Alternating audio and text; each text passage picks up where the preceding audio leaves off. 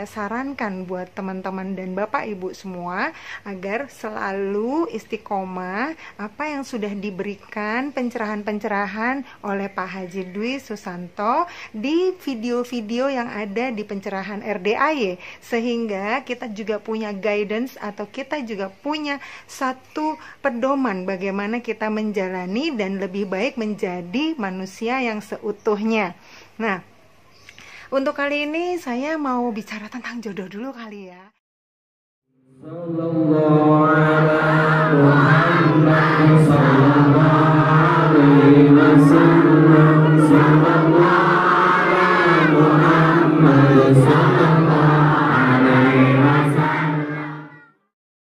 Assalamualaikum warahmatullahi wabarakatuh. Saya Nadia, pasien dari Pak Haji Dwi Susanto, pemimpin Rumah Doa Anak Yatim.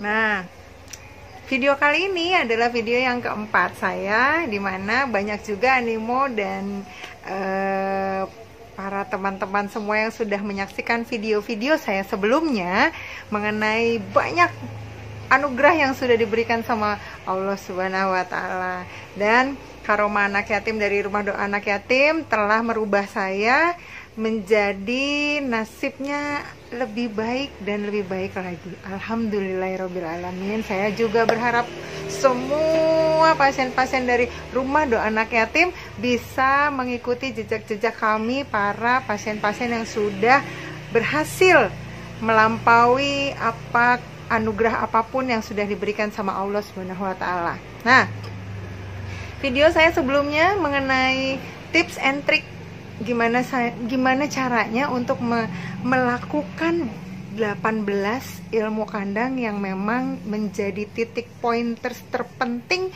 untuk kita menjalani setelah kita tahu apa yang sudah dianugerahkan kepada kita dan apa yang harus dirubah, apa yang harus dimulai. Itu adalah guidance-nya sebenarnya di 18 ilmu kandang yang sudah pernah saya singgung di video yang ketiga. Nah, banyak sekali teman-teman yang sudah mulai WA saya, sudah mulai berkomunikasi dengan saya sampai dengan, "Mbak, kayaknya pernah Mbak kemarin itu bicara tentang jodoh deh," gitu kan. Nah, bukan kebetulan ya, pas saya mempunyai satu anugerah lain dengan anugerah satu dengan yang lainnya itu semua berkaitan. Mulai dari berkaitan dengan saya punya karir, mulai dari berkaitan saya punya dunia percintaan saya, dan juga sampai dengan saya menjalani kehidupan sehari-hari. Nah, ini saya himbau dan saya sarankan buat teman-teman dan Bapak Ibu semua agar selalu istiqomah apa yang sudah diberikan pencerahan-pencerahan oleh Pak Haji Dwi Susanto di video-video yang ada di pencerahan RDAY, sehingga kita juga punya guidance atau kita juga punya satu pedoman bagaimana kita menjalani dan lebih baik menjadi manusia yang seutuhnya. Nah, untuk kali ini saya mau bicara tentang jodoh dulu kali ya. Nanti kita berkembang lagi urusan dengan target seperti yang pernah saya lakukan di waktu saya mendapat karomah. Selain saya mendapat karomah untuk menyelesaikan 17 kartu kredit saya juga mempunyai karomah dari anak yatim, mendapatkan rahmat yang terbaik dari Allah mengenai target atau mengenai karir saya di pekerjaan. Nah, kalau ini kemarin sih pada bisik-bisik tetangganya, "Mbak Nat, gimana nih kalau pernah tentang perjodohan, apa aja sih yang mesti dilakukan?" gitu. Pada dasar dan intinya jadi kebalik-balik ya. Pada dasar dan intinya semua kita harus betul-betul benar-benar ya, bukan betul-betul lagi, benar-benar harus konsentrasi dengan 18 ilmu kandang yang sudah pernah disampaikan sama Pak Haji berulang-ulang di setiap video-video pencerahan yang ada di kanal YouTube Pak Haji Dwi Susanto, yaitu Rumah Doa Anak Yatim. Nah, ketika waktu saya mendapatkan suatu anugerah di mana saya harus menyelesaikan kartu kredit saya harus dilunaskan, dan saya pun ada di dalamnya anugerah yang lain. Saya mengalami perceraian. Nah, tapi dari situ memang mungkin jalan ceritanya memang seperti demikian ya. Jadi kita nggak usah seselin, kita nggak usah menjadikan momok bahwa A, B, C, D, E, F, G, kenapa ini, kenapa itu, karena kedepannya itu akan lebih baik dan lebih indah lagi, luar biasa. Saya sewaktu memohon untuk diberikan pendamping yang betul-betul saya suka. Sekali lagi, saya tetap melis 18 ilmu kandang yang sudah harus kita jadikan pedoman sehingga aura saya bisa keluar. Jadi kalau teman-teman dan Bapak Ibu semua sudah melaksanakan 18 ilmu kandang itu, aura kita akan terbuka, aura kita akan bisa membuka sehingga orang lain juga akhirnya bisa masuk aura positifnya kepada kita. Dan itu benar ya, saya bukan hanya ngomong doang, saya pelakunya. Jadi yang sewaktu saya melakukan 18 ilmu kandang itu juga berlaku untuk semua lini apapun permasalahan atau anugerah yang diberikan sama Allah Subhanahu wa taala buat kita hadapi. Nah, ketika saya sudah melis semua apa yang sudah pernah saya sampaikan di video sebelumnya, bahwa 18 ilmu kandang itu sangat penting banget satu persatu untuk membersihkan dan membenarkan membersihkan aura negatif kita sehingga aura positif kita keluar, sehingga banyak sekali masukan-masukan positif yang memang bisa kita dapatkan dari sekeliling kita. Nah, tunggu dulu. Nah, kita dengerin komat dulu ya. Kebetulan saya lagi nggak sholat. Sebentar ya. Nah, kita hormati komat dulu sebentar ya. Karena ini memang banyak banget yang kepengen banget saya menyampaikan ini, jadinya gak sabar gitu rasanya. Jadi akhirnya saya juga mencuri-curi waktu untuk bisa mempersembahkan video kali ini kepada netizen terbaik semua. Nah, oke. Jadi apa yang saya perbuat sih saat itu? Teman-teman, Bapak Ibu semua, pernah nggak denger Pak Haji ngasih tahu kalau kita juga bisa sedekah kepada pembersih WC? Nah, itu saya lakukan karena gini, filosofinya adalah pembersih WC itu kan dia sangat pekerjaannya itu kan gimana ya, habis kita melakukan buang hajat, kita buang sesuatu yang nggak pantas terus dia rapihkan kembali, itu kayaknya gimana gitu ya. Jadi filosofinya di situ, kalau memang kita memberikan pembersih WC, memberikan hadiah terbaik buat dia, nggak boleh cuma 20.000 Bapak Ibu. Maaf ya, kalau saya pelajarannya dari Pak Haji Dwi Susanto, pemimpin rumah doa anak yatim, selalu harus yang terbaik yang diberikan, apapun itu, termasuk memberikan pembersih WC minimal 100.000. Dari mana Mbak duitnya? Jangan dipikirin duitnya dari mana. Kalau kita memang mau niat untuk sedekah, pasti ada aja jalannya. Setannya juga banyak, makanya harus betul-betul konsentrasi supaya nggak kalau kita mau ngasih 20.000 jadi kebalik jadi 2.000, nolnya yang lain kemana? Nah kan, nah kadang-kadang kan suka kayak gitu. Makanya kita yang penting niat harus bulat. Pak Haji selalu bilang niat harus bulat. Ketika kita kepengen niat mau bulat untuk menyerahkan harta kita, membersihkan harta kita dari bentuk apapun juga harus bulat, nggak boleh tengok kanan kiri. Karena kalau nanti jadi tengok kanan kiri yang akhirnya harusnya 20.000 jadi nolnya berkurang jadi 2.000, ya kan? Pernah nggak kayak gitu? Nah pastinya pernah deh. Nah jadi kalau untuk pembersih WC kali ini, kenapa kok kita memberikan kepada pembersih WC? Karena mereka ketika mereka bilang, ya Allah Mbak terima kasih, ya ampun saya nggak nyangka, ya Allah ini kegedean, misalnya kayak gitu ya, itu langsung loh, langsung. Dan Filosofinya, saya ngomong filosofi dari tadi nggak nyampe-nyampe ya. Filosofinya adalah kita dibersihkan aib-aib kita. Nah, kalau kita kepengen aura kita yang cantik, yang ganteng itu keluar, kita harus merapikan juga dari inner beauty kita biar keluar kan. Jadi kita harus membersihkan lewat 18 ilmu kandang plus kalau saya saat itu plus memberikan pembersih WC sedekah, bukan yang jagain WC ya, tapi pembersih WC. Nah, minimal berapa mbak? Hah? 100.000? Nggak salah, dia kan cuma pembersih WC. Yes, tapi kalau misalnya lebih dari itu sampai dia bilang, hah ini apa? Ih enggak ibu, enggak, kegedean, nggak apa-apa bu, nggak apa-apa saya doain. Udah mbak, saya ikhlas. Nah itu cepet, bener deh cepet, sehingga aura-aura kita nanti nih ketutup nih, jadi kebuka yang cakep-cakep, kebuka semua, aura cantiknya keluar. Jadi nggak usah lagi pakai botok-botok ya, aura-aura apapun keluar ya, inner beauty kita keluar, sehingga orang juga sepanjang kita berkenalan pasti dia akan memberikan apa ya, feedback baik gitu loh. Jadi kayak yang sumringah gitu rasanya.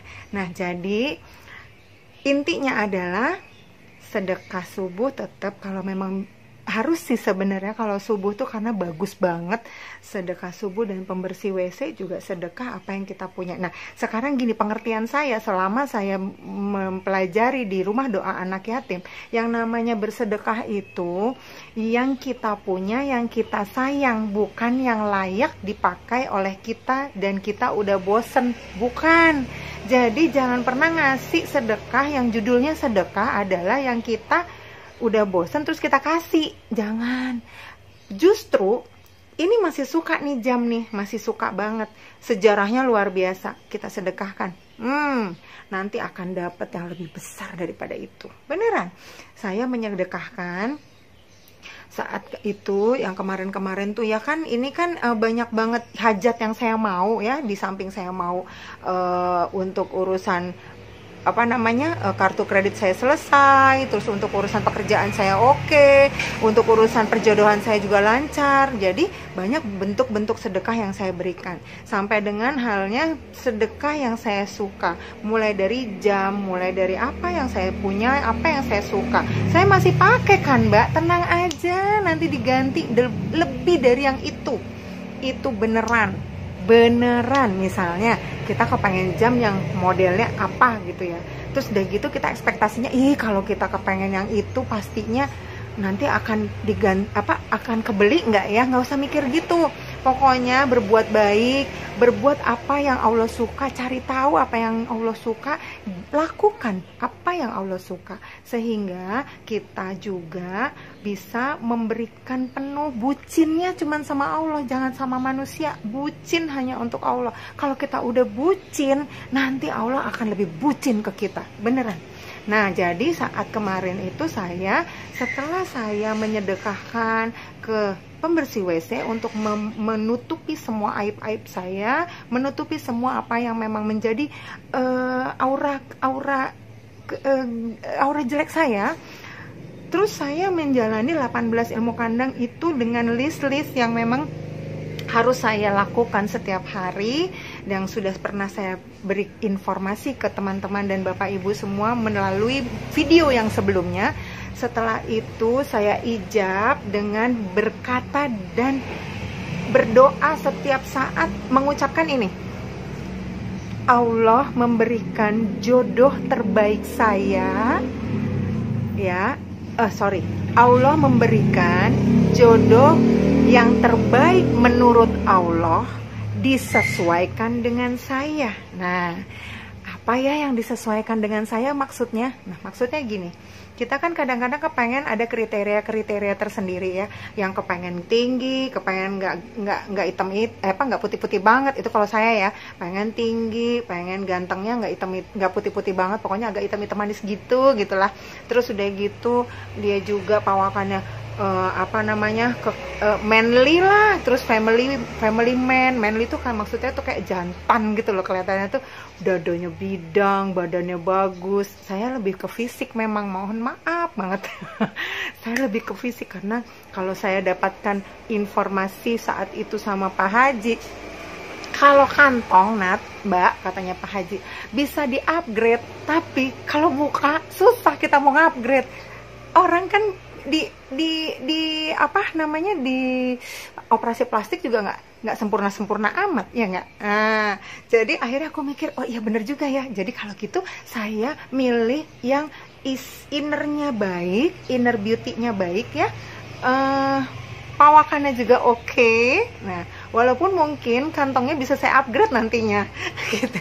Tapi alhamdulillah saya mendapati orang yang menurut saya betul-betul disesuaikan sama saya oleh Allah. Jadi perjalanannya adalah saat itu saya setelah melakukan hal-hal yang tadi udah saya berikan informasi kepada teman-teman semua, bahwa ada yang namanya 18 ilmu kandang harus dijalankan, dan juga satu lagi mengenai sedekah-sedekah, termasuk sedekah pembersih WC, sedekah subuh, dan juga sedekah yang lain-lain yang mungkin kita yakini banyak instrumen yang ditawarkan sama RDAY untuk berbagai macam aliran sedekah yang memang itu terbaik buat kita.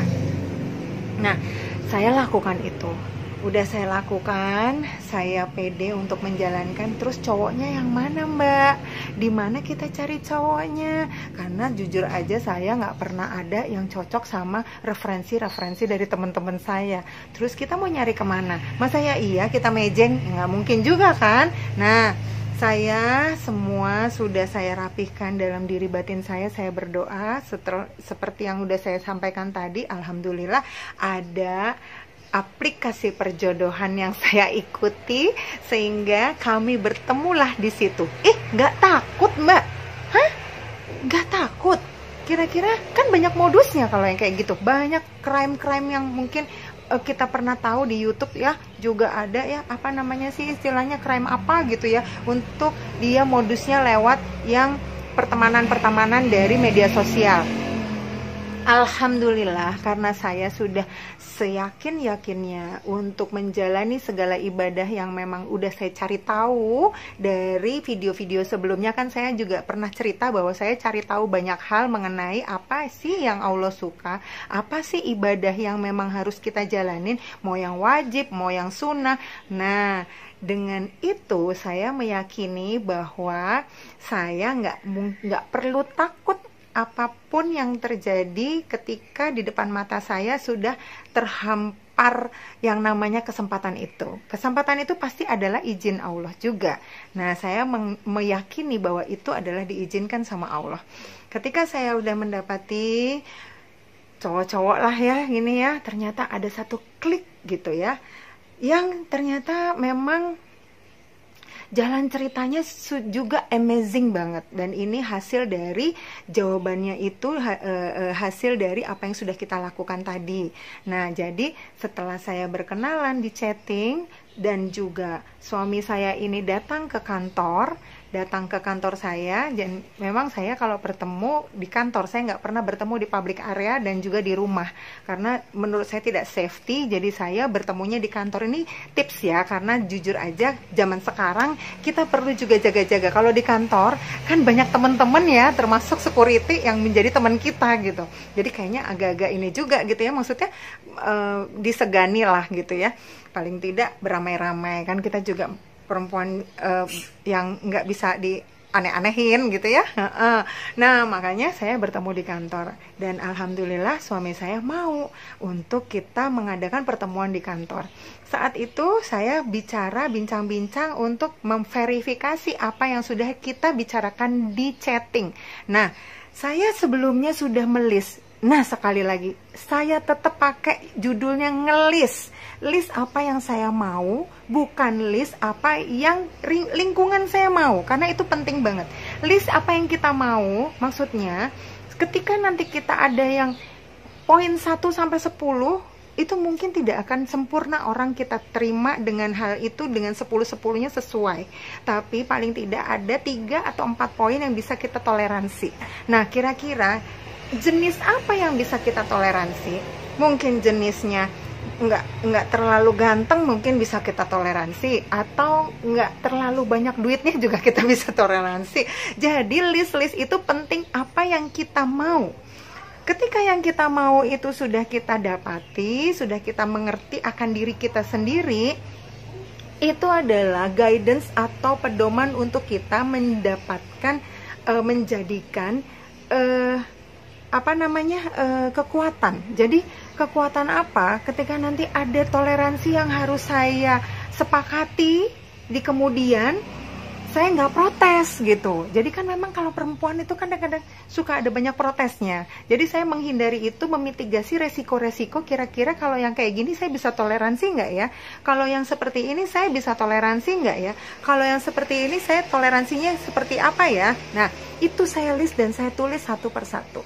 Nah, setelah saya bertemu, saya verifikasi dengan list saya dalam diri pribadi saya, kira-kira saya cocok atau tidak. Alhamdulillah dibukakan jalan semua dengan ketegasan suami saya, tidak berlama-lama suami saya sudah memutuskan untuk oke, kita bertemu dengan orang tua. Nah, kadang-kadang para jomblowati suka menunggu-nunggu, bukan? Kalau misalnya pasangannya udah lama pacaran, nggak mulai-mulai. Nah, kita coba pakai yang namanya ilmu sedekah, apa tadi namanya tuh, berbagai sedekah, tapi saya waktu itu sedekah yang pembersih WC. Nah, supaya agak-agak ada magnetnya gitu ya. Jadi nggak berlama-lama, laki-laki itu bisa langsung set. Nah, nggak ngiuk kemana dulu, kelamaan. Dan akhirnya singkat cerita, hanya perlu cuman butuh waktu 2 minggu saja, realisasi keluarga pun sudah terwujud. Dan juga tidak berlama-lama saya menikah dengan suami saya dengan hati yang lapang, dengan beberapa pointers toleransi yang luar biasa bisa kita sama-sama menjalani sampai dengan hari ini, sampai dengan detik ini, dan seterusnya adalah yang terbahagia, indah pada waktunya, seperti yang memang sudah pernah kita dengar-dengar di mana-mana, indah pada waktunya. Nah, seperti itu buat teman-teman semua. Jadi kesimpulannya adalah tetap jalanin yang namanya 18 ilmu kandang. Tetap kita cari yang namanya berbagai macam apa yang memang Allah suka. Tetap ibadah harus dijalankan secara disiplin, dan juga tetap sedekah dan ibadah lainnya kita harus juga konsisten sampai dengan, bukan hanya sampai dengan cita-cita kita tercapai, tapi terus-menerus, terus supaya kita punya kehidupan ini bisa langgeng, enak, ayem, tentrem gitu ya. Dan jangan sampai Bapak Ibu semua lupakan Allah Subhanahu wa Ta'ala. Terima kasih semuanya. Wassalamualaikum warahmatullahi wabarakatuh.